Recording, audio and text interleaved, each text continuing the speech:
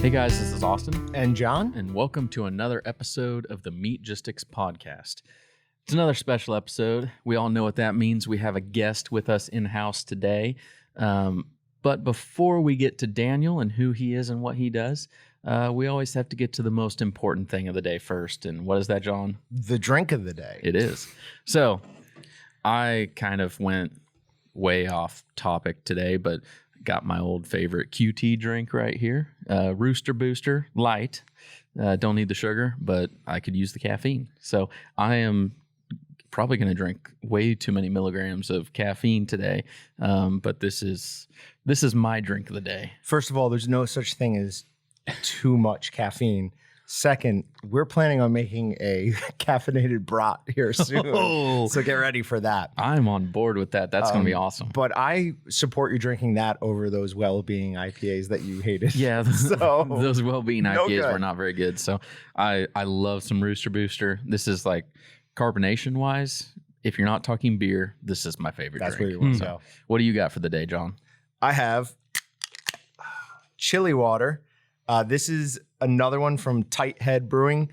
Tight Head, it was Bruce's, the brewer there, was nice enough to send us some beers, and we've loved all of them. Yeah, they have great stuff. I did double check at one of our good-sized local places, and they do have the Irie IPA.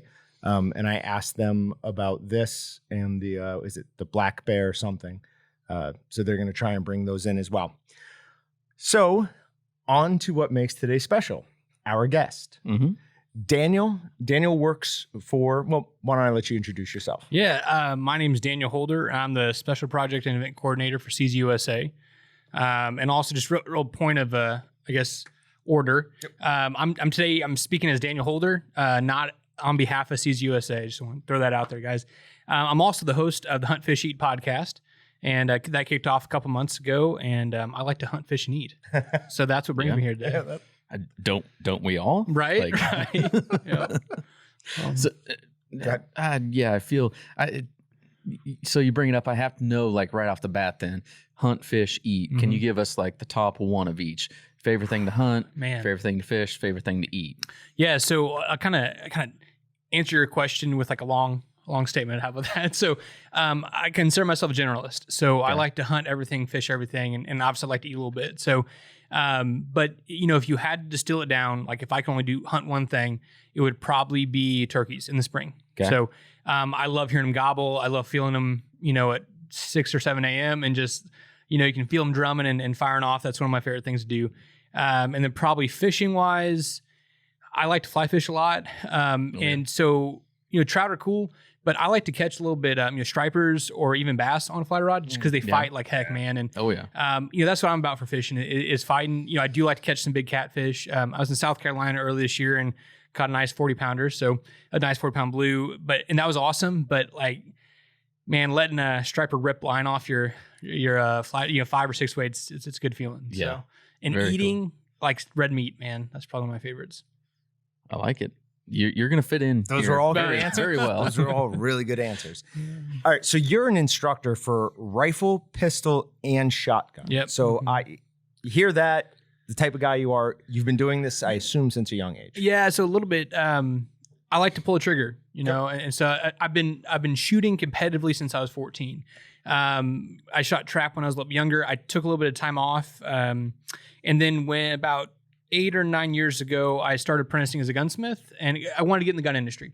So a little bit of a background. My parents are teachers, and they're awesome, but my dad doesn't hunt or shoot, or didn't when I was younger, and I don't know what was wrong with me, but I've always liked guns and the outdoors. That's kind of how I've been built. And so I think he kind of gave up on me doing something else and said, okay, let's try this. And so I apprenticed as a gunsmith at 3 different places and decided that's fun, but that's not what I want to do. I like people, interacting with people. And so I ended up at CZUSA, and I get to talk to people all day long. And through some of that too, I taught concealed carry classes in Kansas for 3 years. Consistently, we taught about 1 or 2 a month. And then that about 4 or 5 years ago, constitutional carry kicked off. And so a lot of that dried up. And since then, I am a 4H level 2 rifle instructor. So I teach small bore rifle there. And then NSCA, which is National Sporting Clays Association, shotgun instructor. So the most things I shoot now are a shotgun or a bow. They're two things I shoot the most. Nice. Compound, crossbow, all of the above. I'm a compound guy, so Okay. I'll shoot a crossbow. I like recurves as well, but for me, compound is kind of that happy medium between like technology and efficiency. Yeah. So Very cool. yeah. All right. So rifle, shotgun, pistol, 3 tips best to take someone from average to maybe good Wait, to expert. hold I'm on. average, you're good. Okay, well, you point at yourself, and I just want to clarify. Are you talking average or less than average? Man, shots already fired. No, it's fair. That's good. It's That's fair. good. Okay. That's deserved. I'm joking, but Yeah. he has a good point. So He beat me by at least 20% the last time we went out sporting clays. yeah, In that range. yeah, So average. Awesome. true. Yeah. So Daniel, what do you think? Man, so that's kind of a tough question. But what I'd probably say is, so for a pistol, one tip I'd give you is focus on the front sight. So with a pistol, you are aiming it. So your front sight's going to be in focus, and your target, wherever you're shooting, is going to be a little bit fuzzy. That's probably the number one tip I can give you. I had a lot of instructors, whether doing just range work or shooting and moving. That's one of the big things to tell you. Find that front sight and put that on the target. So with pistol, that'd probably be number one. With a shotgun, actually, I'm going to come back to shotgun. Let's talk about rifle for a second. Okay. So when I apprenticed as a gunsmith, 3 things one of my gunsmiths told me is, he said, if you can bet a rifle, hand load for it, and then put a trigger job on it, any rifle out of the box will be a lot more accurate after that. So, and the reason that is, you're just basically tightening all the tolerances and making it be on target a little bit more. So if someone buys a rifle and they can have somebody do some of that sort of stuff, or if they can take the ideas behind that, like trigger control, getting quality ammunition, getting a good stock. If you can do those things, you're going to be a lot better on target, more effective with a rifle. And then shotgun. Like I said, I shoot a shotgun more than anything else. The one big thing I see a lot of people make a mistake of is they try to aim a shotgun, not point it. So when you're shooting at moving targets, you are pointing that shotgun. So I'm a right-handed shooter, so my left hand is on the forend of the gun. So I'm pointing that with my index finger. And so a lot of times people are focused on the bead on the end of the shotgun and trying to line up with the target. If you're doing that, you're not looking at the target. It's in your you're going to miss it. You're not going to get depth perception on it. So with a shotgun, you want to be focusing on that target and point the shotgun out to break it. So you really kind of do the opposite between a shotgun and a handgun. Yeah. That I was getting excited at first when you started saying this, because I'm like, oh, I don't do that with a handgun, but that's what I do with a shotgun. And then you flipped it on me, and I'm realizing that I do everything wrong. So. Yeah. Well, no, it's actually kind of funny. So when I get ready for hunting season, if I'm going to be hunting with a rifle or bow a lot, I spend a lot of time dry firing because shooting a rifle is different than a shotgun. And it's like I shoot a shotgun 10 times more than I do a rifle. So I have to kind of break that habit of slowly pulling the trigger, focusing on the target, all that stuff. So yeah, it is kind of opposite. It's interesting. I like that though. I'm gonna do that next time I'm out, and I'm gonna see if I can beat John by more than 20%. Absolutely. No. I'm absolutely going to be trying that too. And I will go more times than you in between now and next year. We're lucky enough to get invited every year to this one awesome place. But it was super windy this past year. Yeah. I mean, like crazy windy. You may have heard of it. It's still in the middle of nowhere, Kansas, but it's kind of a mecca for private-ish hunting type of things. Flint Oak. Oh yeah, I know about Flint Oak. Yeah, so really that's nice place. Yeah, so that's where John and I were hunting. It was a fundraiser for Pass It On Outdoor Mentors. Yeah, I love those guys. Yeah, trying to get more kids outdoors. Kids that normally, honestly, that kids the first time they see a cow, they go, "What the heck is that I thing?" heard that story. Yeah, but it was a fundraiser out there. Walton's is a sponsor of Pass It On. So we go out there and shoot, and John didn't do bad. Don't take what he's saying and say like he just did horrible, because honestly there were some guys that I definitely horrible, did way better than. but you did good. But I did do better than you though. I did a That's the lot important part. better the first year, which was the first time in my entire life I'd ever gone sporting clay shooting. Really? Yep. Okay. Never done it before.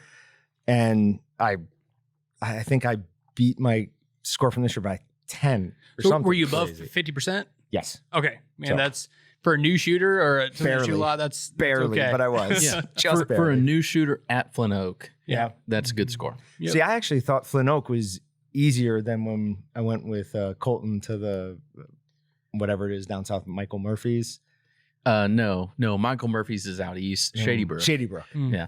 No, but Flint Oak, like it was hard this year. I don't know. I'm not going to say names because I don't know who's okay with saying names on podcasts. But a friend of ours who some people out there will know, mostly people that I already know, Super Hunter.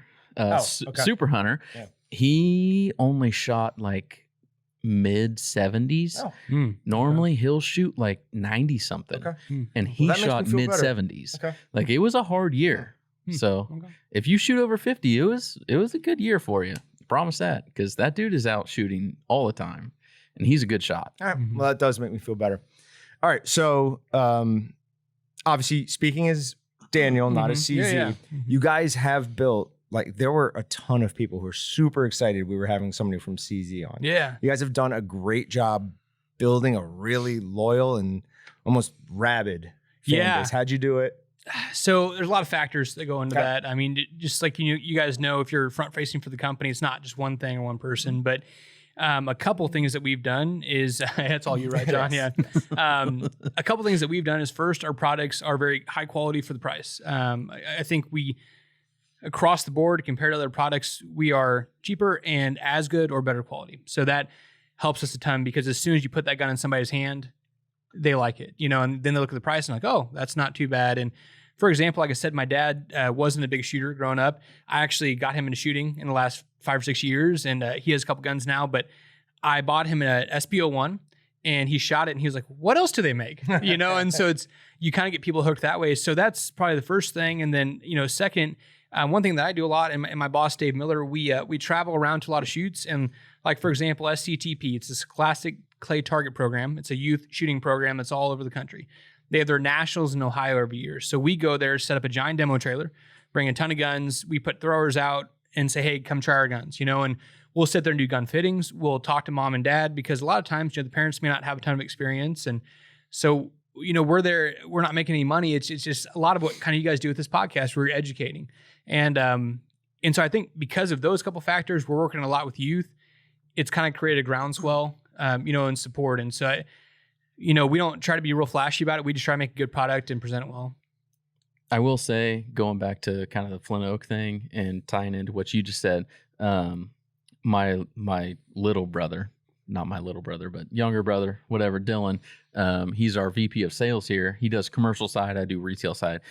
When he goes to Flint Oak, he'll bring like a couple shotguns and he'll try to finagle with one, but he always goes back to his CZ. He has a CZ shotgun that, for whatever reason, like that is his deal. He loves it. He needs a new stock and something on it to reduce some recoil. Okay. It's always though like his favorite gun, and I'm like, for me, like, no offense, I have a different shotgun. Yeah, it's cool. I actually won mine from Pass It On Outdoor Mentors. Luckily, can't be that price. It was a really, really nice shotgun that when you shoot it, you don't feel a thing. But Dylan, he shoots lights out. He shoots so much better than I do. It's insane. I get frustrated by it, but he shoots his his CZ. Like, he loves it. Like, for whatever reason, like what you guys do with the CZ guns, like it just, from what I've seen, it fits people well. And minus the recoil, because he'll complain at the end of the day, man, my shoulder hurts. Yeah. But he shoots better than the rest of us. So, well, and that's kind of interesting. So one thing that we try to do is we try to make products that work for the market, and like we have a gun called the SCTP Sterling, imagine that. And so a lot of women and youth, they have long necks and high cheekbones. So a lot of times if you've ever seen someone shooting, you'll see at this much of the stock above their shoulder. And so that means only that much of the stock is absorbing recoil, hurts a lot. The gun doesn't fit them. And the reason they're doing that is because when they go to put their head on the gun, they got to do this, or they got to bring the gun up. There's only two options if the stock isn't big. So our SCTP Sterling has a huge, what are called Monte Carlo. It's a big hump on the stock. So what that does is it pushes the gun down in their pocket, and then they can put their face right next to the gun where it needs to be. So it's comfortable, low. It's all the recoil is going on the full pad of the stock, not just the toe. And but that's just one of our guns. What I think is kind of cool about a lot of our guns is we don't make tons and tons and tons of guns, but a lot of the stuff we do is made specifically for certain people to fit people well. So yeah. So good. Well, Do you want me to jump in still? Go ahead. Okay. Yep. So sorry, John. I'm going to ruin your whole no. your whole plan here. But my grandpa on my mom's side, when he passed away, he gave all the grandkids like their gun of choice. He had a lot of different guns. He collected old guns. The one that was like one of the first ones on my list was this like 30-06, great little gun. I love the thing. But when you put your cheek down on it, like you can't shoot it right. So he custom manufactured. It turned out well. I'll have to show you a picture, John, and I'll send it to you, Daniel, of what he did. But it's kind of what you're talking about, where the stock is just beefier. He put this thing on top of the stock and made it so that it's a part of the gun, but when you look at it, it's really weird. But now that you're talking about those differences with the stock, like I'm gonna have to check that out, because I think I would like that, because the gun I got from him, my grandpa, I can shoot it so much better because the stock has that raised bit to it. And it fits you. Helps with the way that you're putting your head down, trying to look through the sights. It's kind of cool. I honestly didn't know that you would do that with stocks and like from the manufacturer and do stuff like that. And he did say that style is good for women and young children. Yeah, so that would work perfectly for you. I would, as long as you classify me as a young child, I'm okay with that. You're good to go. No, and it's so when you ask me about the tip for shotgun shooting, the two biggest things that I see people mess up, like I said earlier, where they aim the shotgun instead of point it, and the other one is gun fit. I mean, it's I see so many guys shooting a gun that doesn't fit them well, and so like I said earlier, so with a rifle, if it doesn't fit you well, but the scope's on, you're good to go. You can line those crosshairs up. The bullet's going to go where you point it. But with a shotgun, so I'm looking at that target and I'm trying to instinctually hit it, by pointing out with my finger, right? So if the gun doesn't fit me, it's not going to go where I'm pointing. It's not going to shoot where I'm pointing, simply put. Sure.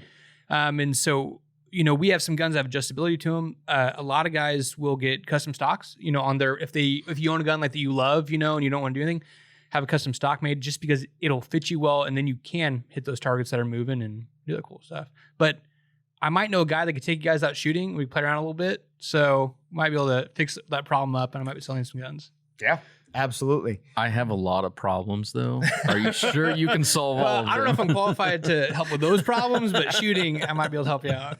So you were a gunsmith for 3 years, you said? Yeah, I apprenticed as gunsmith for 3 years. Or apprentice gunsmith. Yeah. What would you do? Like, what was So I worked at 3 different places. Okay. First was a place called Simmons Gun Repair in Olathe. It's very famous. It's been around forever.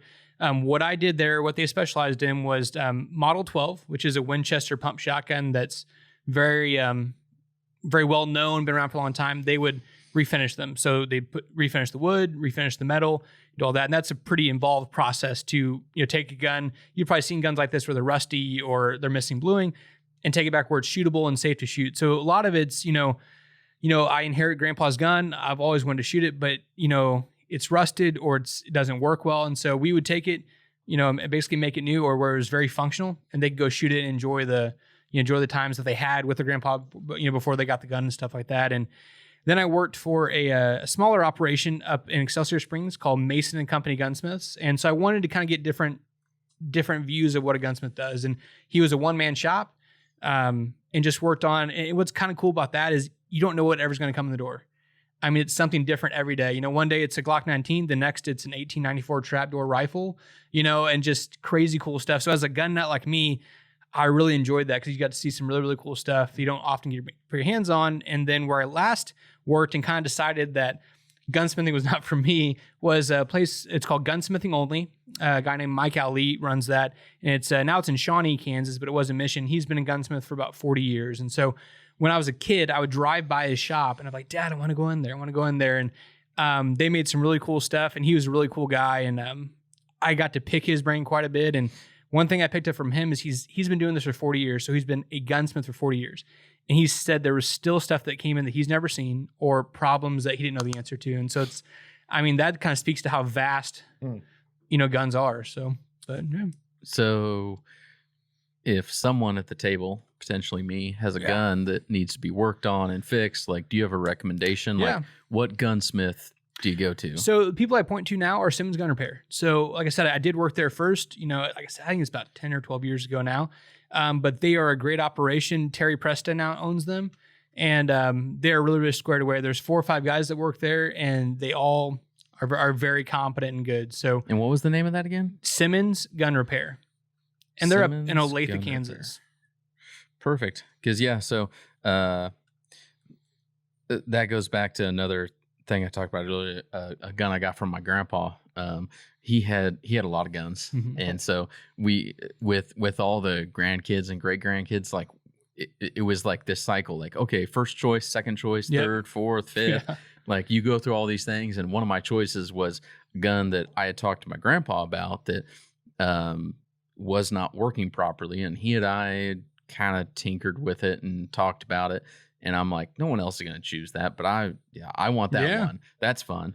But I keep telling myself I'm gonna try to fix it, and I can't, or then I don't have enough time to. So I'm like, I'm gonna send it to somebody. But on the other hand, I'm like, I don't really know who to send it to. Well, it's important. How do you find that? Like, do you just like look up gunsmith on Google? Yeah. So and this, because I get this question a lot, people across the country, how do I find a good gunsmith? So part of it is I do know a lot of people in different states, and so I'll refer them to someone if I know them. But the big thing that I do is ask around, go to like a local gun club, like in Kansas City, Powder Creek. It's a very well-known shotgun shooting park. If you go there and say, hey, I have this shotgun and this is the problem I'm having, who'd you send it to? Those guys that work there, they work with guns all day long. They have to have someone usually that they send stuff to just because they work around it. And so they're going to know, and they also work in the community. So go to a trusted gun shop or a range, and just ask. And the other thing too is ask around. If you know a couple that shoot, let's say you move to, Arizona, and you don't know anybody. Just if a couple of your buddies that shoot, just start asking them, hey, who do you take your guns to get fixed? And if you can get 2 or 3 people to say the same guy, that's probably a good idea. Awesome. Yeah. All right, but there is food here, and for once, it's not food we made. We might have already tasted this. Yeah, we definitely already partook in this. Yes. Yeah. Delicious. But it is absolutely delicious. I'm going to have some more. Do you want some more? Oh, yeah. And Daniel, why don't you, nice catch. Why don't you tell us a little bit about this? Yeah, man. So, like I mentioned earlier, I like to eat and I like to cook quite a bit. So this is a ham I made from a wild pig I took down in Texas in December. Thank you to my buddy Sean Roberts, who lives down there. He hosted me down there, and we killed a couple pigs, and it was a really good time. So, like you guys are eating this, one thing I really hate about wild game or people that cook wild game is when they say, wild pig tastes terrible, or snow geese are no good to eat. Deer is dry. Like those things irk me to no end. And the reason is because like this is really awesome. Mm-hmm. Like this tastes really good. It was relatively easy to make. I didn't have to do anything crazy. Like I was telling you guys, I smoked it on my Weber grill. My 18-inch Weber grill. Finished it in the oven. I let it cure before that for 7 days in my fridge in a Ziploc bag, and so, I used a meat thermometer to make sure I got to 165 degrees, when it was done, but it's like, that's all real doable stuff. And this is a really, really good end product. So some of the thing, and here's where I might get on a slight soapbox. John likes to get on a soapbox. And so he's done his soapbox. So I'm going to get on mine now. Times. Wild game is gamey, and it doesn't taste good when you don't know what you're doing with it.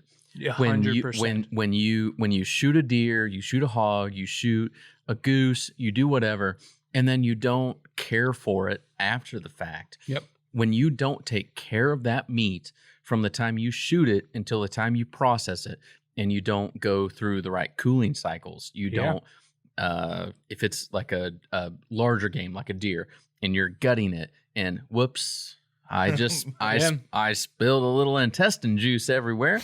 Yeah, guess what? It's gonna taste horrible. It won't taste good. Yeah. So I'm not a fan of deer meat normally, like I'm not a fan of wild game meat a lot of times when it comes from somebody that I don't know what they're doing. Yeah. Because I get it and I taste it and I'm like, dude, that's not very good because you messed it up. And I don't want to tell them that. Yeah. And so anyone that I've ever tried your stuff, if you're listening, but if you take care of it and you do it right, you shoot it and you care for the meat, it is some of the best meat out there.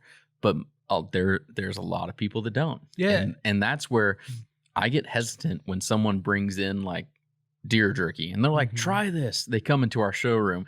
They're like, this is the best stuff ever. And I'm like, I don't know if I want to try it. I don't know if I trust you yet, but you do it right and it's amazing. But too many people just don't process it right. Yeah, both the back straps that we made here that we injected with Paz Black Bull and the barbecue. Those were unbelievable. It was, it literally melted in your mouth. It was so good. Just takes knowing what you're doing during harvesting and then careful cooking, and wild game can be ridiculous. Yeah. I'd agree. And so I process all my own game from, I kill it to when, I'm cooking it. So, and part of that, like I've had a number of people that I give meat to or cook for, and I get the same reaction. Oh my gosh, this is amazing. How did you do this? And it's like, I'm not doing anything weird or different. It's just, I shot the deer. I went and gutted it immediately, got it on ice, quartered it out immediately. Yeah. Got it on ice, packaged it up, and within 8-10 hours, most time it's in a freezer wrapped up, and I'm the same way. So you think about it, if you bought a steak at the store, a beef steak, and take it to your house and leave it on the counter for 6 hours, and then put it in your fridge for 8 or 10 days, not wrapped up, and then try to cook it, it's not gonna taste very good. It's gonna be tough. It's gonna have some funk from the fridge probably, all that. And so it's the same thing with wild game. A lot of waterfowl guys will shoot the bird and let it sit on top of the blind all day, and then they take it home and they're like, I'll gut it tomorrow. Why is that not good? Right. And they clean out. You think that thing's been gut shot, essentially. Most waterfowl are gut shot or have something going through it. And it sits for 8, 12, 18 hours. And then you clean out and you're like, the snow geese no good. It's like, no, man, you're no good. Yeah. So dude, you're right on. So snow geese, one of the things we found this year is mixed with some pork fat, they make ridiculous pepperoni. And I mean, absolutely ridiculous. Some of the best pepperoni I've ever had. Man, it was unreal. Do you have any left? No. That went like any pepperoni or snow goose? Oh, either. Okay. That went like gangbusters. All right. So CZ obviously has a lot of great guns that people like, but the one that the guy who brought his CZ in here earlier geeked out as soon as he heard you were coming is the Scorpion. Yeah. People absolutely adore that gun. Yeah. One of the first real, we both talked about this earlier. We know who Colin Noir is. One of the first ones I saw him do was his entire review on the Scorpion. He started with the old school Scorpion, the Czech. Yep. Then went to the A1, which is not unfortunately available to Yep. But then he started doing the EV03 S1, which is the pistol. So can you talk a little bit about that? So the Evo has been super popular for us. It kind of like I talked about earlier, the theme of our products are a lot of value for the money, right? Yep. So you look at an Evo, retail is, less than $1,000. And the next comparable thing to that before SIG came out with their stuff is like an HK91, So you're looking at a $3,000 or $4,000 gun comparatively to $800 one on the pistol level. And it's 9mm. So everyone has 9mm. A lot of people have 9mm. It's low recoil. Kids, women, we all can shoot it. We also made a carbine a couple years ago that's been wildly popular. I bought my dad one of those, and it's just fun to shoot. It's like a lot of 9mm rifles. It's no recoil. It's just plinking. You get 30 rounds, and it's a lot of fun. They run really well.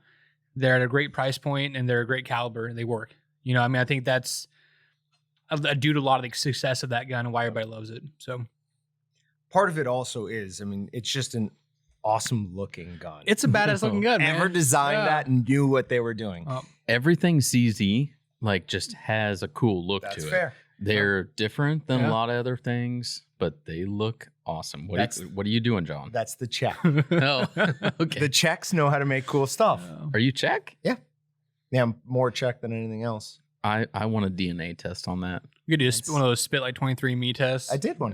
Yeah. Okay. You did one? Oh yeah, I'm like, here's Europe. I'm like 30% here, 20% here, 20% here. Like I'm a lot of Eastern Europe. No, just like all four corners of Europe. Okay. It's ridiculous. So I'm going to keep off topic for just like a hot second, but I have one of those at my house. I had it since Christmas. I still have not taken the thing. That was my Christmas present from like my mom and dad.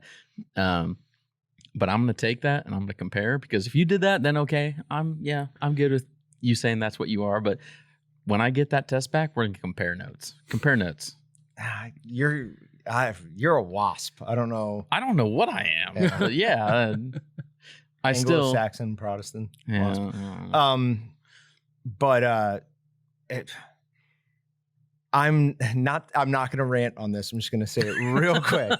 I was John's nervous not gonna rant. about giving my DNA to a database. Yeah. I was like, and if someone hadn't bought it for me for a present, just like that, I wouldn't have done it. It's racket.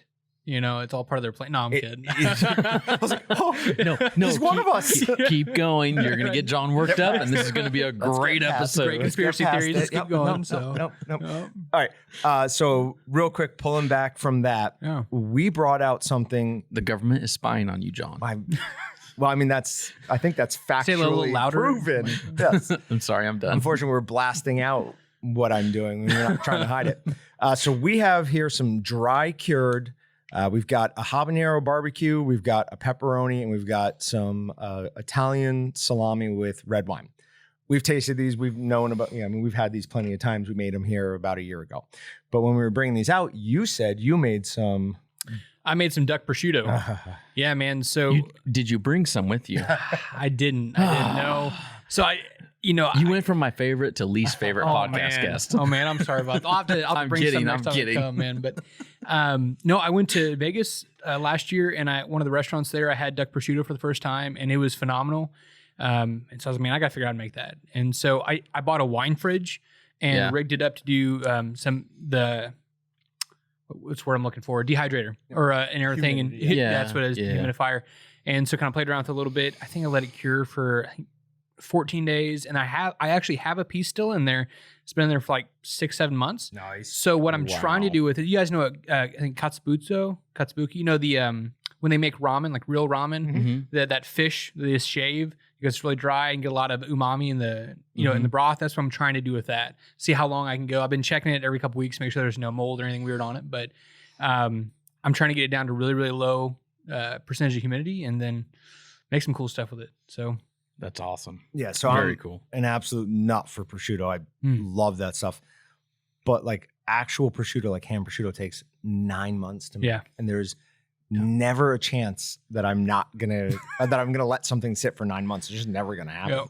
It's like we talked about this quickly earlier too, but we bought some sirloin, we bought like I think 6 different ones. We dry aged them, pulled some at 21, cut them, froze them. Pulled some, supposed to be like 40 something, but it ended up being like 50 something. Froze those. So we're going to try those at the same time eventually when we pull the last 2 that are in there. The last 2 we're going to let sit as long as we humanly possibly can. And Dylan's goal is 160 days. I have no idea how he thinks we're getting there. And that's not even 9 months. So we have a problem. You're putting stuff in the freezer over yonder and waiting for it to age. Are people cooking that?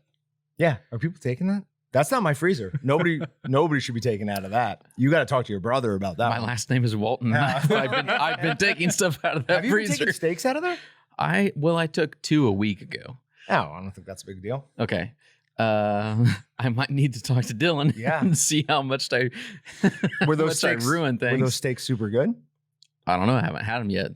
They're still. Just bring them back. No. I'm eating those this weekend.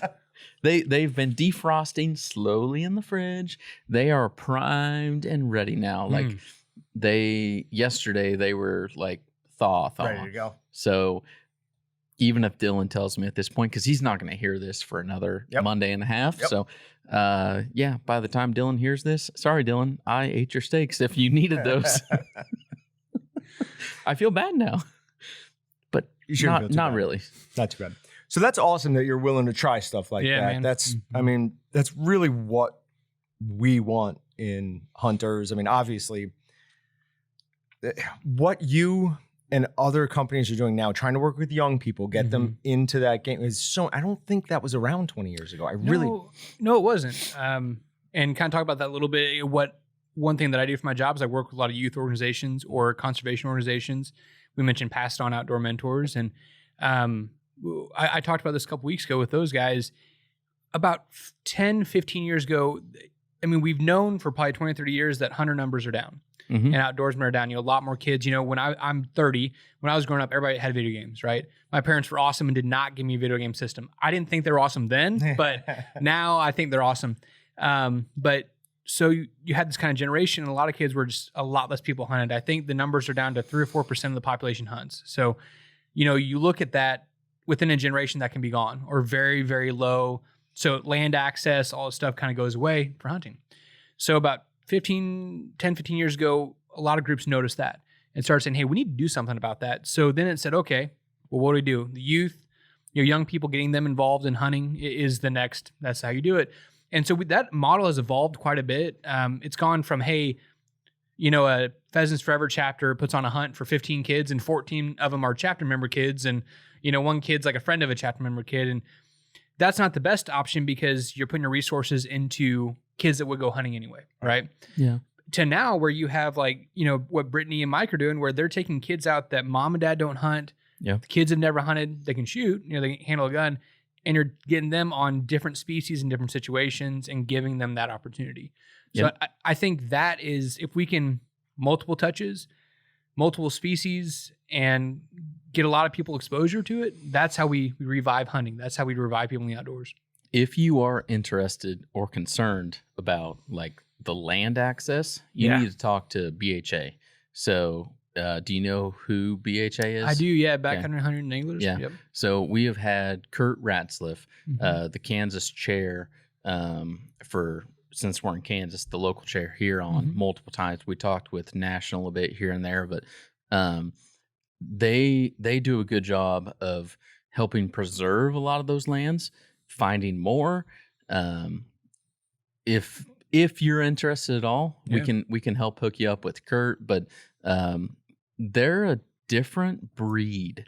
I don't know how best to describe that because they're not like the Pheasants Forever, Ducks Unlimited, all the other groups out there. They do more like, hey, they just like a couple weeks ago had a quote unquote pack out day where they go to public lands and they clear out trash. They try to make it better. They improve things. Whereas having a hard time how to say this because we're a sponsor of one of those national groups, but some of those national groups, they spend money at things, but they don't actively get out there and fix it themselves. Yeah. But BHA, we have been a big promoter of BHA here for a while, and it's kind of fun to see what they can do. Most of what we see and what we've done is more of a local level, but I think that's where you make the biggest impact is the local level.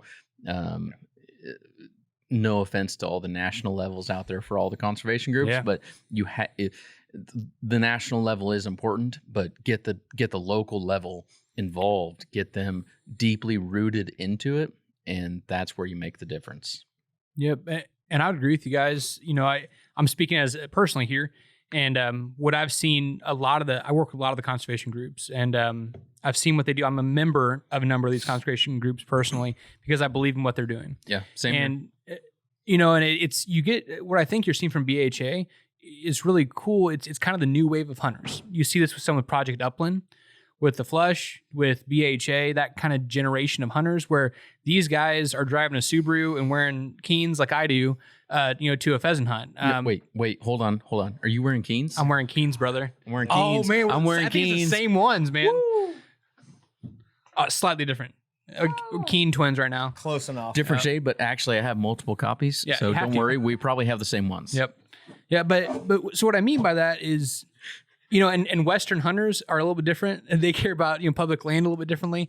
They use it differently. So I love what BHA is doing.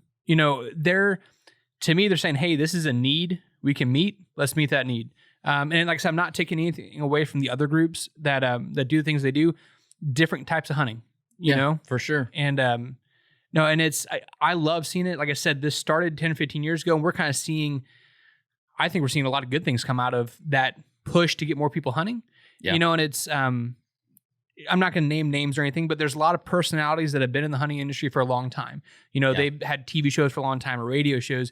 And a lot of those guys have been kind of resistant to this new generation of hunter. They want to fit those young guys into the mold that's been around forever. That's not how we do it, And so if you can get those guys, meet them where they're at and bring them in the field, you're going to get a lot more success. Yeah. And I hate to bring some of that up just because I am a millennial.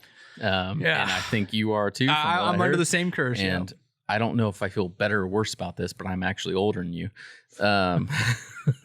But people like our age, John, sorry, you're old. No, you're not that old. Papa John here. But like, what do you enough to not be a millennial? I'm all right with that. Are you really? Are you outside of I it? think I'm whatever it is by a year. I was born in 1979. Okay. So it's Yep. Okay, yeah. 80, whatever.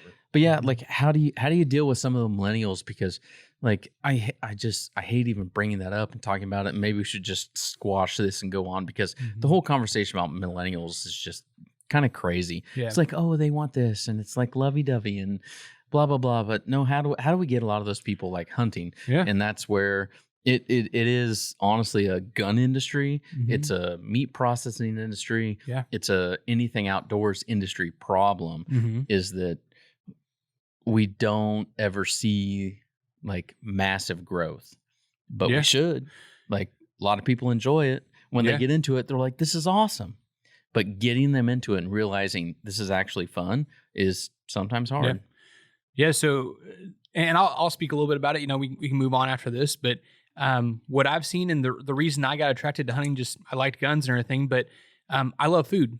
And I liked the idea of harvesting my own food and going at it from that angle. You know, I worked in restaurants before I apprenticed as a gunsmith. And so that's what tied me in. We're seeing a lot more people with the organic movement, with that sort of thing. They want to know where their meat comes from. True. And when you hunt, you know where your meat comes from. And, you know, and so I've seen that change a lot. I like that. And to me, what needs to change is not necessarily the people coming into it, but it's the people that are in, you know, the hunters, us, you know, the guys that have been doing this for a long time. Like, you know, it's like a 12-year-old kid. You don't give him a 300 Win Mag, you know, and have him shoot it and it knocks him back and he gets hurt. That's not the right thing to do. Yeah, it's funny, but it's not the right thing to do, right?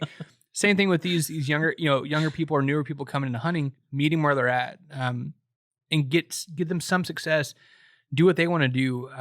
You know, my wife shoots a Remington 1100 because that was her gun I bought 8 years ago when we first started dating, and she loves it. And so that's what she chooses to shoot, you know, and I don't bug her about it. I try not to, you know, get too much in her ear about it, because that got her in the field and hunting. And that's what I cared about. That's the big thing right there. Yep. So what you do specifically, or part of what you do at CZ, is you're an event coordinator. Yeah. Yes. My title is Special Project and Event Coordinator. Okay. So what that means is I help with event planning, you know, the real glorious stuff of like booking hotel rooms and travel, you know. But also the special project is like stuff they don't know what to do, or what do we do with this, kind of thrown under my umbrella a little bit too. And I work directly under Dave Miller, who's our shotgun product manager and pro shooter.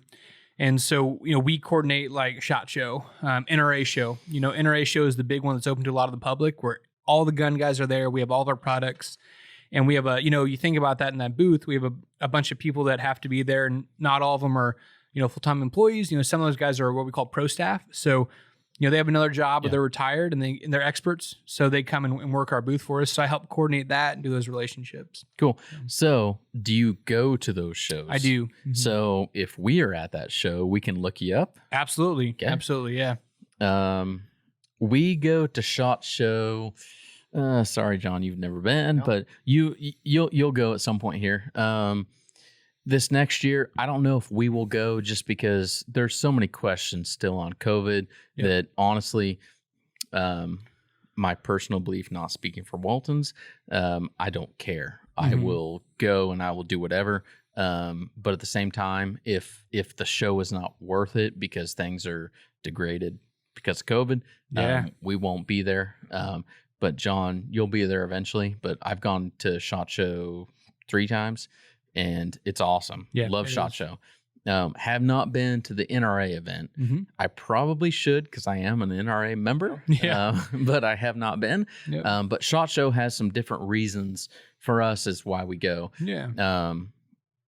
Doesn't quite fit what we do, but at the same time, like, we have some things that fit. So next time we go, probably 2022, John and I will definitely hit you up and be like, hey, we're buying you drinks for the night. Where are we going? I like it. You guys got to come by, and we can pet some guns, and it'll be a good time. So I'd love that. So speaking of COVID, how has that crazy. Yeah. Yeah. So literally, majority of my job is going to events, planning events, and traveling. That all stopped in April, essentially. Now, we did get to go to SCTP Nationals in July, which is an outdoor shooting event, and some of the outdoor shoots were able to kind of go on. A lot of them, got postponed and then canceled, and then But if you can be outside and social distance, they've pretty much been able to have them. And a lot of it's, and I don't want to bag on any organization that canceled something. There's so much more to it than them wanting to cancel it. A lot of times restrictions at the state level, city level, all that. So. But a lot of our stuff got canceled. So my wife had our second child in May. So it was really nice for my family because I got to be home. Yeah. Got to be home for that and help her before that and after that quite a bit. So that was definitely a benefit for us. But so getting on a personal level, do you care like boy, girl? So I have one of each. So my first one was a boy, and he'll be 3 in November. And then we had Evie, Evelyn Marie is her name, and she was born in May. So I jokingly, and my wife's awesome. Like I gotta say that right now. Before we didn't find out the gender of our second child until she popped out, and the joke I said, well, either it's a boy or we give it back. So that was kind of my wife didn't appreciate that nearly as much as I did, but. They don't have the sense of humor that we have. No, surprisingly. Confusing, why not? Very cool though. Yeah.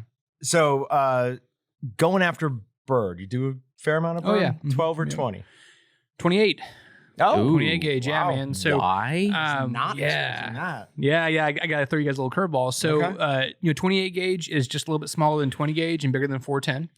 So it's in that thing. And what's kind of interesting about 28 gauge is it's ballistically perfect, quote unquote, is what they say. So with 3/4 ounce load out of a 28 gauge, that's shot string's perfect, pattern's perfect. So at about 30 yards, it has this out of a modified choke, has about the same pattern size as a 12 gauge would have. Now it's not as dense. It doesn't have as many pellets. You're looking at a 3/4 ounce load instead of a 1 1/8 or 1 1/4 ounce load. But within that 30 yards, you're shooting the same disc, size disc. So there's not really a major disadvantage, and it's a lot less recoil. You can carry a lot more shells because the shells weigh less. And True. also when people see you shoot someone with a 28 gauge, it's like, man, you're a real expert. And they don't know that, it's because, it patterns about the same as a 12 gauge within 30 yards. So, like, are you talking like upland bird or all bird? So I'll shoot quail, pheasants, chucker, prairie chickens, grouse with a 28 gauge. They just started making a 3-inch 28 gauge loads to shoot geese and waterfowl with. So I have not killed a waterfowl with a 28 gauge. My boss has with a 410 2 and 28 Really? gauge. Yep. Yeah, he's a real good shooter. So, but that's something I'm looking at doing this season. And what I'm really looking at doing is in the spring, I'm going to take a turkey with a 28 gauge. Oh, that's on my list of stuff to do. So, yeah. So on that, do you have to hit a headshot, or do you think you could? No. So, if I'm shooting, let's say I'm shooting quail, I'm shooting 7.5 size shot. It's the same size shot coming out of the 12 gauge, and it's going 1,300 feet per second, just as fast as a 12 gauge. Okay. Just less pellets. Cool. So less pellets in the meat.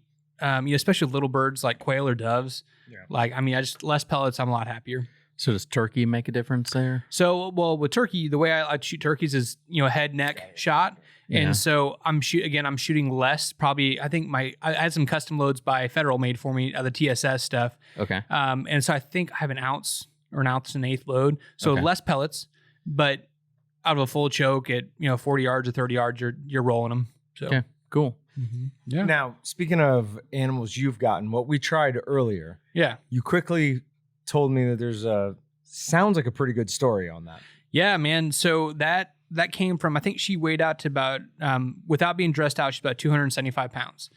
And you guys met Brandon Wilmoth from the NWTF. Yep. So I went down with him, and Sean Roberts is also with the NWTF out of Texas. He was very gracious. Let me stay at his place, and that's where we got the animal. Well, it was about midday, and Sean had to take call, and so he sent Brandon and I out to a place. He's like, hey, tromp around, let's see if you can find some pigs. Okay. So we're going through this area, and we spook one.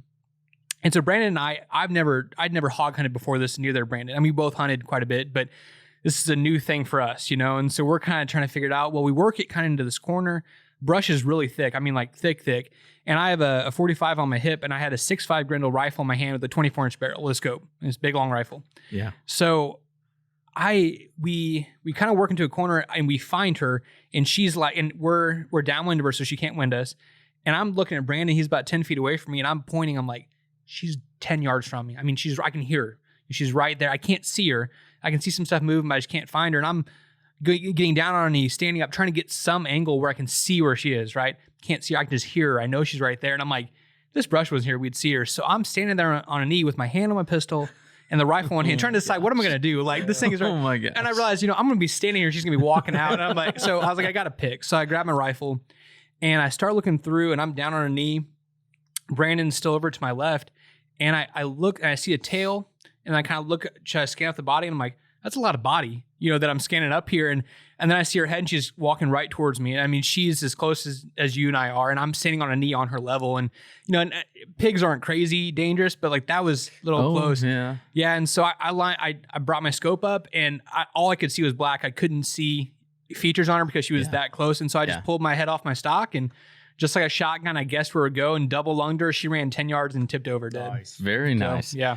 Yeah. So I have not gone like wild hog hunting, but I've always heard that like you might get up on them. You carry a 45, a machete. You carry something, because if it's a female, at least they hopefully don't have tusks. Yep. But if it's male, you get up in there, and I've heard some stories from some friends of mine where they've said some words that I will not speak on this podcast about what they have done.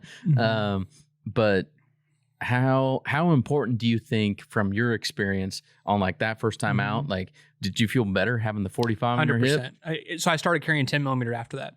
Okay. So, and that's later during that trip at night, we had done a sit in a blind, and it had gotten dark, and I didn't bring a flashlight because I'm a bozo. And so we're walking back out, and I can hear a hog. And it's that time where it's past shooting light, but you can barely make out, shadows kind of thing. Yeah. And I hear something and see something coming towards me, and it was a factor bigger than the hog I shot. So it was bigger than 275 pounds. And don't know how big it was. I pulled out my pistol and front sight, focused on that front sight. I pulled the trigger, and I went blind because, you have your night vision, and then, this big flash. Yeah. I hear it running around, squealing. I never found blood, but I'm pretty positive I hit it. I looked around quite a bit with a flashlight and didn't see anything, and it took off. So that was with a 45 at pretty close range. Yeah. So I started carrying 10 millimeter after that. Because a little more punch. So yeah, that some of those ridiculous Hogzilla things. Yeah, man. I mean, that's stuff of nightmares. Yeah. There's a reason they have stories of hunting them with, razor bladed spears. I don't know, as long as they've told stories for. I mean, God, they can be dangerous. John, do you want to go spear hunting with me? Or get a Bowie knife and go after one. Well, when Bruce was on here, I said I wanted to go bear hunting with. I'd had a few at that point, so no. Sometimes we say things that we don't always mean, or we've had a few. You hear that, Bruce? He doesn't mean it. All right, so we talked about it real quick earlier, but why don't you have your own podcast? I do. Yep. Okay. Yep. It's called the Hunt, Fish, Eat podcast. So it's on all the Stitcher, Spotify, iTunes, all that stuff, and. Facebook page is the Hunt, Fish, Eat Outdoors, and Instagram is Hunt, Fish, Eat. It's just what it says, man. I like to hunt, fish, and eat. We've kind of talked around it all today about hunting, treating wild game well. I think a good hunter should be a good cook. You don't have to be great, but it's treating that animal well with respect. And I don't want to get too granola-y here, but it's if I harvest an animal, and that's truly what I'm doing is harvesting it. So I'm trying to use as much as I can, treat it well. The worst thing you do is shoot something, let it rot in your freezer. So with my podcast, I've met a lot of awesome people. I've gotten a lot of awesome opportunities to, meet guides, chefs, and stuff all around the country. So what I try to do with it is bring experts on, and say, hey, you tell me about this, your perspective on it, and just bring education and knowledge, to people. Trying to get, I want to get people in the outdoors. I want to teach them, and give them a little more confidence next time they go out there. So, yeah, that's a good way to go about it too. Like educate people, and they're going to be happy about what they end up harvesting. Yeah. Like that's a big deal right there. Mm-hmm. Yeah. And I wonder how many hunters we lost who went a time or two and were just unhappy with what they brought home. Yeah. Because they didn't know what they were doing. They didn't know how to cook it, care for it, anything like that.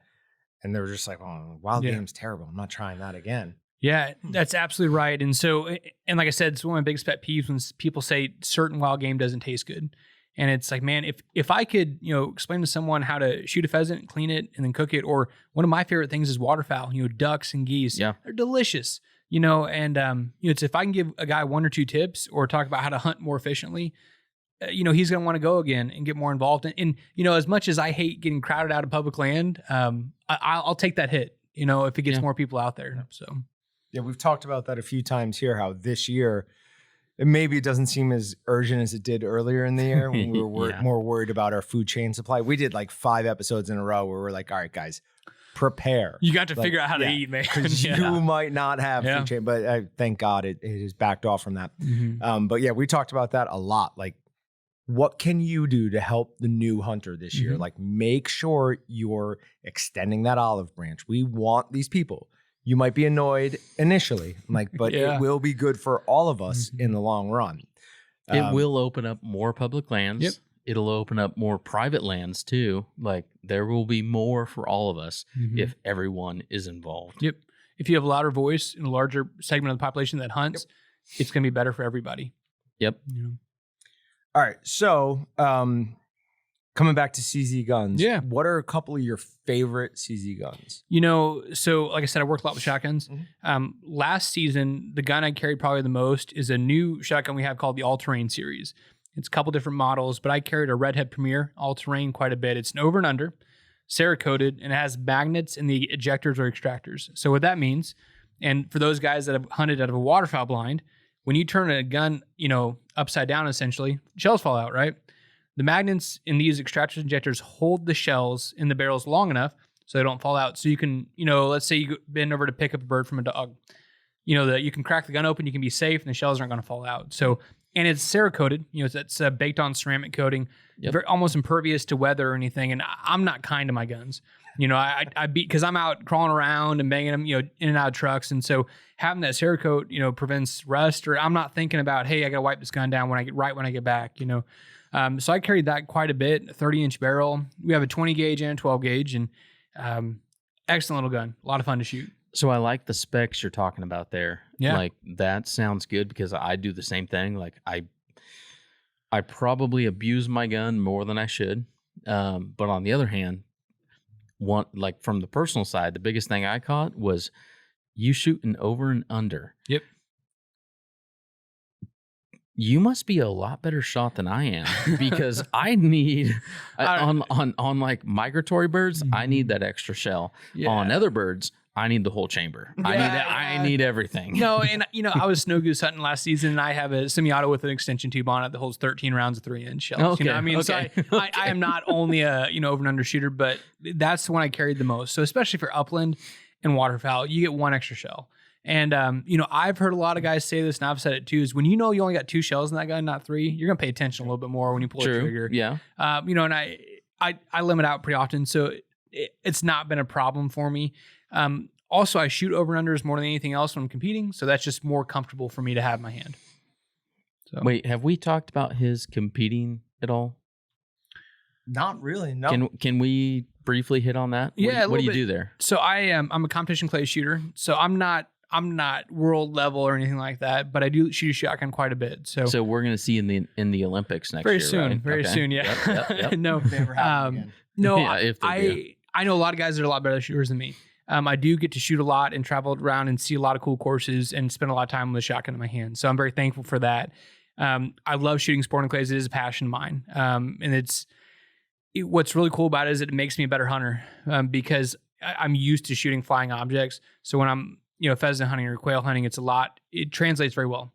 So, but I like to shoot FITASC, which is the French version of sporting clays. It's kind of international thing that a lot of guys are shooting now. And that's a lot harder, and you have to start with a down mount gun, so you can't pre-mount the gun, and you can't move the gun until the target's visible. There's some extra rules there, and but to me, it's kind of like golf. It's like golf with a shotgun. Yeah. It's a mind game, and pulling trigger at the end of it. So I love it. Very cool. Yeah. If I have one, so if someone were to buy a Scorpion, okay, what is one accessory they should get with it? Man, that's tough. So one thing that's cool about us is we have a huge support network from a lot of aftermarket accessory companies. Yeah. So one that I really like quite a bit is HB Industries out of Arizona. They make handguards, triggers, spring kits. And one thing that they did or that they have done is they do a lot of communication with customers. So you can call the guy that owns his name's Phil. Great guy. He'll bend over backwards for you. And if you call in, he'll talk to you, or one of his other guys will talk to you, walk you through whatever questions you have on it. And so that having somebody outside the company that's not, we don't pay them to do that. They just make accessories for our stuff that supports our stuff at that level. It makes our job real easy. All right. So what about pistol? Yeah. So what I carry every day is a P10C, which is our compact version of 9mm. It's a striker fire gun, holds 15 rounds plus one. So I like 9mm quite a bit for self-defense. And so that's what I carry. It's really, really good trigger. Out of the box, it's a great gun. You don't have to do any, quote unquote, do anything to it. SPO1 Tactical, I think one of your guys brought that in a little bit earlier. I was looking at it. I bought one of those for my dad a couple years ago. He loves it. So that's a great range gun, is the SPO1 Tactical, and the P10 is a great carry gun. Cool. Rifle, man. So our Micro Mauser, it's bolt action rifle. It's basically a shrunk down version of the Mauser 98 Action. Very reliable, been around for a long time. We make it in a variety of calibers, like 7.62 by 39, 223, 6.5 Grendel. And so I shot the 6.5 Grendel quite a bit last year. I think I killed 3 deer and 2 hogs with it. Nice. Great little cartridge, and it's very low recoil, great for medium-sized game, and just really, really good trigger pull. Again, out of the box, fantastic rifle. So if someone out there wants to buy a gun, hunting or not hunting, either way, you just want to buy a gun that is something you don't have. Yeah. What is the best CZ gun? Like just a fun gun to buy. Scorpion's really good. Like I said, the SPO1 Tactical, that pistol, it's a steel frame pistol. So it's very low recoil. It's very accurate. What I tell people is it makes me look like a good shooter. And I go shoot at really tight groups, and it's like, that's not me, it's the gun, man. And like we talked about the Scorpion. So the Scorpion's fun to shoot. It's not a lot of recoil. It's not loud. It's 9mm. We all got it, and so probably those two guns I'd push quite a bit. If you just, man, I want a range toy. My wife's going to be so mad at me. So mad at me. John, are you buying a new gun now? I want that gun so bad. I will post the link to CZ in the comments to this on both the YouTube and the Meatgistics post. Daniel, thank you so much. Yeah, it's my pleasure, man. Absolutely fascinating. Yeah. Great guest. We're going to go eat some dinner, right? We're gonna eat dinner as soon as people email us at podcast@waltonzinc.com. Do that and first. They let us know what they want to hear next or see next. Do they want to see more of Daniel? I do. Daniel, you were awesome, so hopefully we'll have you on again. Thank you. But if you want to know, but if you want to tell us what you want us to talk about next, email us at podcast@waltonzinc.com, and we will cover whatever you guys want to talk about. Sounds good. Thanks, guys. See you next time.